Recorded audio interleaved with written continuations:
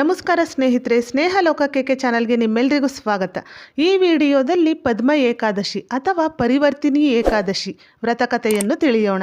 ಸ್ನೇಹಿತರೆ, ನೀವೇನಾದರೂ ಹೊಸದಾಗಿ ನಮ್ಮ ಚಾನಲ್ನ ನೋಡ್ತಾ ಇದ್ರೆ ಪ್ರತಿದಿನದ ವಿಶೇಷತೆ ಮತ್ತು ಪೌರಾಣಿಕ ಕಥೆಗಳಿಗಾಗಿ ನಮ್ಮ ಚಾನಲ್ನ ಸಬ್ಸ್ಕ್ರೈಬ್ ಮಾಡ್ಕೊಳ್ಳಿ. ಪರಿವರ್ತಿನಿ ಏಕಾದಶಿ ವ್ರತ.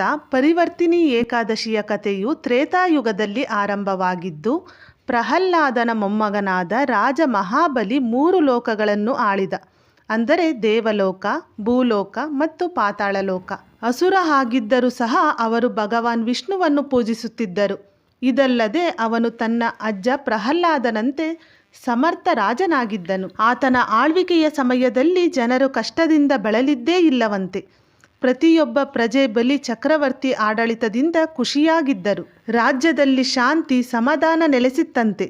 ಆದರೆ ಇವನ ಈ ಒಳ್ಳೆತನವೇ ಇವನನ್ನು ಪರೀಕ್ಷೆಗೆ ಒಳಪಡುವಂತೆ ಮಾಡುತ್ತದೆ.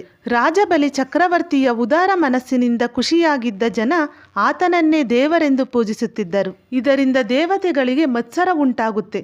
ಬಲಿ ಚಕ್ರವರ್ತಿಯಿಂದ ತಮ್ಮ ಅಧಿಕಾರಕ್ಕೆ ಕುತ್ತು ಬರಬಹುದೆಂದು ಭಯ ಶುರುವಾಗುತ್ತದೆ. ಹೀಗಾಗಿ ಬಲಿ ಚಕ್ರವರ್ತಿಯ ಖ್ಯಾತಿಯನ್ನು ಕುಗ್ಗಿಸಬೇಕೆಂದು ಉಪಾಯವನ್ನು ಮಾಡುತ್ತಾರೆ. ಬಳಿಕ ವಿಷ್ಣುವನ್ನು ಸಂಧಿಸಿ ತಮ್ಮ ಕಷ್ಟಗಳನ್ನು ಹೇಳುತ್ತಾರೆ. ಬಲಿ ಚಕ್ರವರ್ತಿಯ ದಯೆ ಕರುಣೆ ಬಗ್ಗೆ ತಿಳಿದಿದ್ದ ವಿಷ್ಣು ಸ್ವತಃ ತಾವೇ ಬಲಿ ಚಕ್ರವರ್ತಿಯನ್ನು ಪರೀಕ್ಷಿಸಲು ವಾಮನ ರೂಪವನ್ನು ತಾಳುತ್ತಾರೆ. ವಾಮನ ಅವತಾರದಲ್ಲಿ ವಿಷ್ಣು ಪರೀಕ್ಷೆಗೆ ಮುಂದಾದ. ವಿಷ್ಣು ಬಡ ಬ್ರಾಹ್ಮಣನಾಗಿ ಕುಬ್ಜ ರೂಪದಲ್ಲಿ ಬಲಿ ಚಕ್ರವರ್ತಿ ಬಳಿ ಹೋಗುತ್ತಾರೆ. ತನಗೆ ಭೂಮಿ ದಾನ ಮಾಡುವಂತೆ ಕೇಳಿಕೊಳ್ಳುತ್ತಾರೆ. ತನ್ನ 3 ಪಾದಗಳು ಆಕ್ರಮಿಸುವ ಸ್ಥಳವನ್ನು ದಾನ ನೀಡುವಂತೆ ಬಲಿ ಚಕ್ರವರ್ತಿಯಲ್ಲಿ ಕೇಳುತ್ತಾರೆ. ಅದರಂತೆಯೇ ಬಲಿ ಚಕ್ರವರ್ತಿ ಇದಕ್ಕೆ ಸಮ್ಮತಿಯನ್ನು ಸೂಚಿಸುತ್ತಾನೆ. ಆಗ ವಾಮನ ಬೃಹತ್ ಆಕಾರದಲ್ಲಿ ಬೆಳೆದು ತನ್ನ 1 ಹೆಜ್ಜೆಯನ್ನು ಭೂಮಿಯ ಮೇಲೆ ಇಡುತ್ತಾರೆ. 2ನೇ ಹೆಜ್ಜೆಯನ್ನು ಆಕಾಶದ ಮೇಲೆ ಇಡುತ್ತಾರೆ. ಅದು ಸಂಪೂರ್ಣ ಆಕಾಶವನ್ನು ಆವರಿಸಿಕೊಳ್ಳುತ್ತದೆ. ಇದಾದ ಬಳಿಕ ಬಲಿ ಚಕ್ರವರ್ತಿಗೆ ಇದು ವಿಷ್ಣುವಿನ ಅವತಾರವೆಂದು ತಿಳಿಯುತ್ತದೆ. ಆಗ ವಿಷ್ಣು 3ನೇ ಹೆಜ್ಜೆಯನ್ನು ಎಲ್ಲಿ ಇಡಬೇಕು, ಸ್ಥಳವೇ ಇಲ್ಲವೆಂದು ಹೇಳಿದಾಗ ಪರಿಸ್ಥಿತಿ ಅರಿತಿದ್ದ ಬಲಿ ಚಕ್ರವರ್ತಿ ಕೊಟ್ಟ ಮಾತನ್ನು ತಪ್ಪಲಾರೆ ಎಂದು ತನ್ನ ತಲೆಯ ಮೇಲೆಗೆ 3ನೇ ಹೆಜ್ಜೆ ಇಡಲು ಹೇಳುತ್ತಾರೆ. ಆಗ ವಿಷ್ಣು ತಮ್ಮ 3ನೇ ಹೆಜ್ಜೆಯನ್ನು ಬಲಿ ಚಕ್ರವರ್ತಿಯ ತಲೆಯ ಮೇಲೆ ಇರಿಸುತ್ತಾರೆ.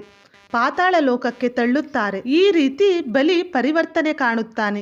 ಹೀಗಾಗಿ ಈ ದಿನವನ್ನು ಆಚರಿಸಲಾಗುತ್ತದೆ. ಹಾಗಾಗಿಯೇ ಈ ದಿನವನ್ನು ಪರಿವರ್ತಿನಿ ಏಕಾದಶಿ ಎಂದು ಕರೆಯುತ್ತಾರೆ. ಆದ್ದರಿಂದಲೇ ಪರಿವರ್ತಿನಿ ಏಕಾದಶಿಯ ದಿನದಂದು ವಿಷ್ಣುವನ್ನು ವಾಮನ ರೂಪದಲ್ಲಿ ಪೂಜಿಸುತ್ತಾರೆ. ನೋಡಿದ್ರಲ್ವ ಸ್ನೇಹಿತರೆ ಪರಿವರ್ತಿನಿ ಏಕಾದಶಿ ವ್ರತಕಥೆಯನ್ನು. ವಿಡಿಯೋ ಇಷ್ಟ ಆದರೆ ಲೈಕ್ ಮಾಡಿ, ಯೂಸ್ಫುಲ್ ಅನ್ಸಿದ್ರೆ ಸಬ್ಸ್ಕ್ರೈಬ್ ಆಗೋದು ಮರಿಬೇಡಿ. ಸಬ್ಸ್ಕ್ರೈಬ್ ಆಗಿ ನನಗೆ ಸಪೋರ್ಟ್ ಮಾಡಿ.